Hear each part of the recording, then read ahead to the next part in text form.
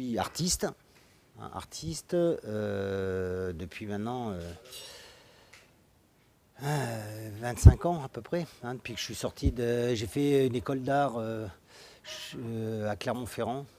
Je suis sorti et puis après, tout de suite, j'ai commencé mon travail. Je suis monté à Paris très rapidement.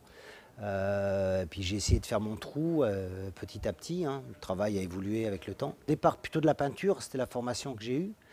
Puis la peinture s'est décalée petit à petit, les sorties du tableau. Petit à petit, j'ai commencé à investir des choses un petit peu plus en volume. J'ai été prof dans une école d'art très jeune. Au début, j'enseignais le dessin, la peinture, et puis après, mon enseignement a évolué avec mon travail, et puis avec aussi le travail que je faisais en école. Très vite, je me suis occupé des étudiants qui étaient en projet.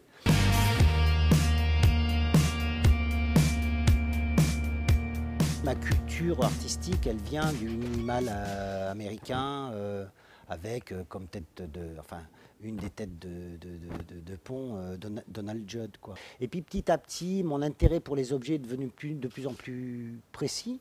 J'ai passé le cap de l'objet d'art à l'objet design, toujours en prenant grand soin de dire que je ne suis pas designer, parce que je pense qu'il y a des spécificités à ça, mais que les objets m'intéressent et forcément, on va dire d'une manière tout à fait naturelle, que la question de la céramique m'intéresse. D'ailleurs, je pense que c'est pas par hasard si j'étais à Limoges, c'est pas par hasard si j'y suis resté. C'est-à-dire qu'il y a une espèce d'intérêt caché au départ, puis maintenant d'intérêt de plus en plus assumé sur les trucs.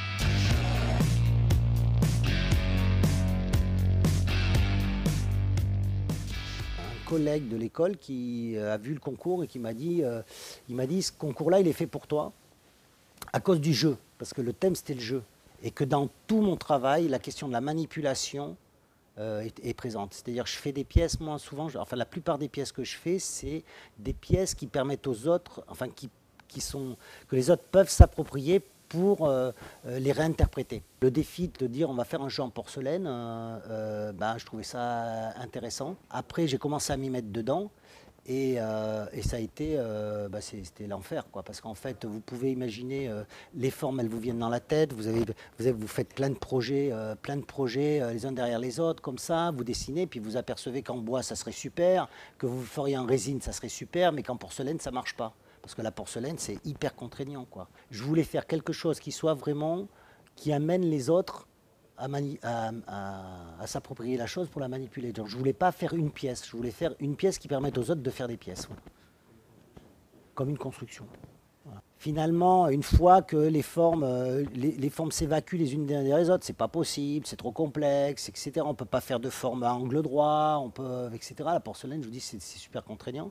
Moi, j'arrive à une forme ronde et qui me satisfait jamais complètement. Je veux dire, je ne suis jamais complètement satisfait parce qu'en fait, j'arrive à faire un projet qui tient la route, qui est complètement cohérent par rapport à ce que je sais faire. C'est-à-dire, il est parfait, quoi. C'est des boules qui, à un moment donné, sont percées de part en part. Il y a 14 trous. Pour la maquette, moi j'ai pris des boules de ping-pong que j'ai percées. Après, je les ai peintes. Et puis, j'ai mis des petites baguettes en bois.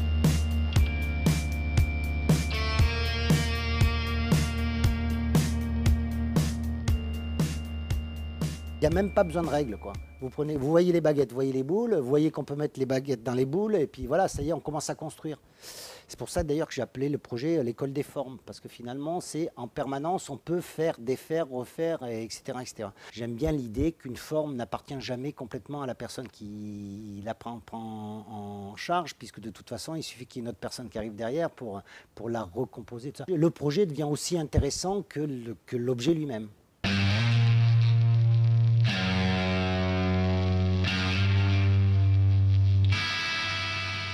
C'est des défis, c'est toujours intéressant.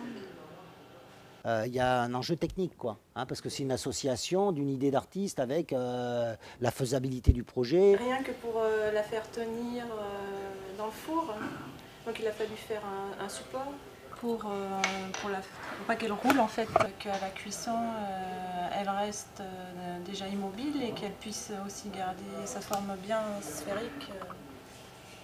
Il y a à chaque fois quelqu'un qui est derrière, qui a passé une vie à travailler une technique ou une matière, donc c'est son boulot de savoir faire ça. Donc j'aime bien être en confrontation avec des gens qui savent faire.